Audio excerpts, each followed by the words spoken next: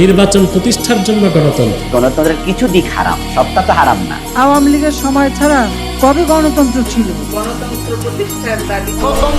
গণতন্ত্র গণতন্ত্র গণতন্ত্র সিপাহি ও শেখকে এই জমিন আল্লাহর, হুকুম চলবে আল্লাহর।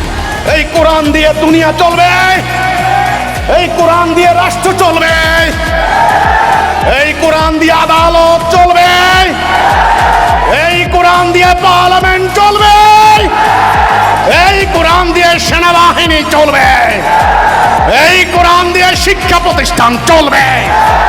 এটাই হলো কোরআন, আমাদের জীবন বিধান, এটাই আমাদের পরিচয়, আমাদের মাথার মুকুট।